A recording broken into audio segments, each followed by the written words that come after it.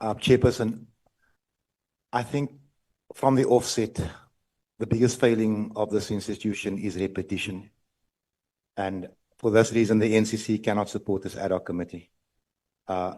It's only going to replicate what's supposed to be the work of these people in the sitting right here. But I want to just ask something, say something rather. The initial instruction from our speaker was that police, justice, and intelligence would sit together and investigate this matter and make a determination. Intelligence has been removed from the committee. I'm sure we'll get the answer sooner or later.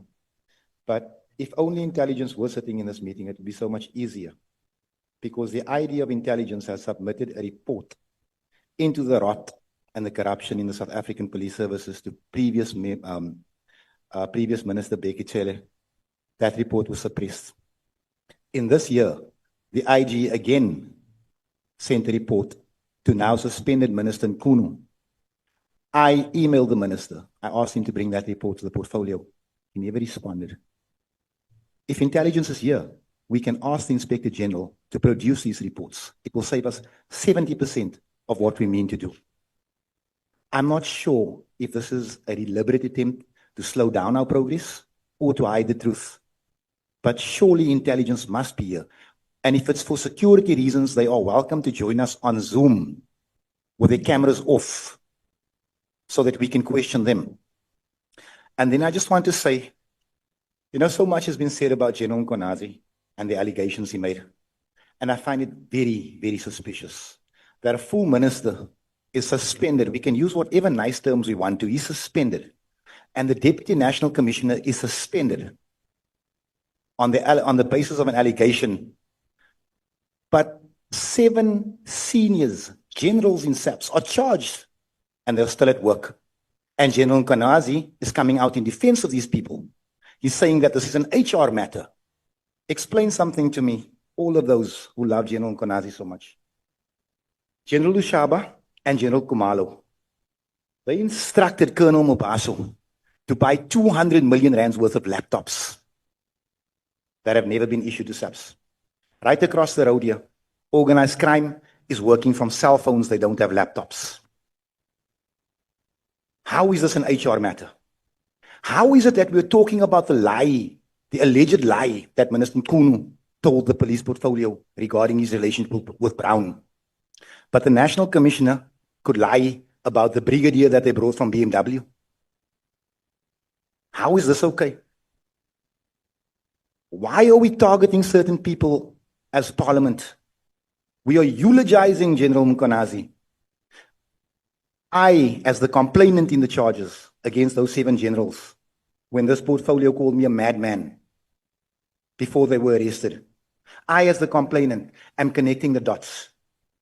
That staged press conference with a general who now seeks additional protection, where what looked like an armed militia behind him, it was a threat to this country. Let us call it what it is. He was trying to incite policemen to take action in the event of whatever it is that he knew was coming. Let me tell this committee what I suspect was coming. As the accounting officer for the South African Police Services, I suspect that the National Commissioner himself is up for arrest. And that press conference was nothing more than a preemptive move. And the country appears to have fallen for it. General Mkonazi must appear before this committee. The National Commissioner must appear before this committee. The IDAC must appear before this committee. General Kumalo, General Lushabo must come and sit in front of this committee. And I want to appeal and actually ask that we make it a recommendation that every member of this committee that has ever met with any law enforcement or investigative body or given them a statement or had a conversation must come clean and tell us what he said. I will be the first. I know Honorable James had that conversation. I have a suspicion there are a few more other people that are hiding things within this committee. Now, in order to clean out the service, we must all be honest. We can't demand accountability from the boys in blue and hide things right here. I then also want to just say that we've lost many fine police officers because of corruption. I'll mention a few names. General Andre Lincoln, General Vieri, General Theo, General Langweni, And some of us here have lauded these dismissals. But what is the common thread? It's the same corrupt cabal that is now before the court in Joburg. Why are we not talking about this? This thing is much bigger than a press conference called by a Lieutenant General from KZN. The entire top management of the South African Police Services appears to be corrupt. This is the basis of what we need to do. This is what we need, where we need to start.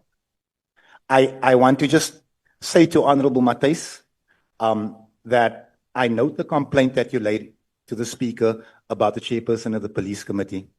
I would take it one step further without making a single accusation and ask of the chair, if it's not in the best interest of this committee, this joint committee, that you recuse yourself for the sitting of this process. Because, Chairperson, you did prevent me from going at these generals over the issues I've just mentioned. Even when they lied to the committee, you did not allow me to interrogate.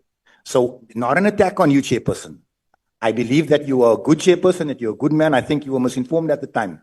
But maybe it is best that just for now you come and sit next to us and allow the rest of us to take this fight forward. Thank you. I believe that the media briefing by Lieutenant General Mkhwanazi is a deep outcry and a desperate measure as a last resort to get a hearing. He must have gone through protocols, proper protocols, to highlight his frustration, his concerns, but nobody acted upon that. And I want to quote Madiba when he says, it does not matter whether the cat is black or white, as long as it is able to catch the mice. So whatever is said about General Mkhwanazi on other matters matters not. What matters now, it is what he has brought to our attention and to the public's attention. General Mkonazi said there's a member here in this parliament who's involved with General Sibia. And we should not, run away from it. Those dockets, the 121, he said there's a member here. And if there's a member in this committee, please try to stay away from this committee. Because we are serious here. Mkhwanazi is us. We are Mkhwanazi. This matter has to be investigated deeply. I hope our colleagues, the DA who were with when there was Pala issue, you remember the Pala issue. Thank you, Madam. The issue of sitting on a time bomb, I want to plead, I repeat it, we have to take it very seriously. We know that we don't have an effective intelligence department. We don't have it. What happened July 2011? We don't want to see a repeat of that. 2021, July 2021. We don't want to see a repeat of that. And some of you would remember, if not all of you, that it took 3 days even before a police stood up to say something. It's like the police were hiding that time. Because now people have heard that the politicians are involved in the corruption in the country, the police are involved, almost everybody has been painted. They want to see what Parliament is going to do.